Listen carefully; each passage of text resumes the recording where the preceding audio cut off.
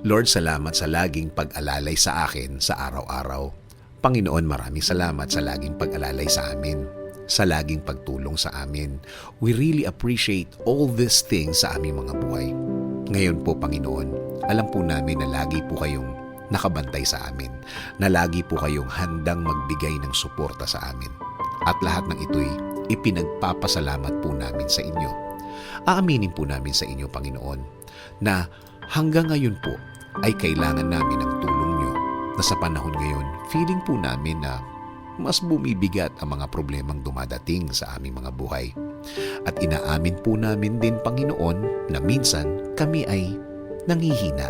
At feeling po namin, Lord, na paggrabe ng paggrabe ang aming sitwasyon ngayon.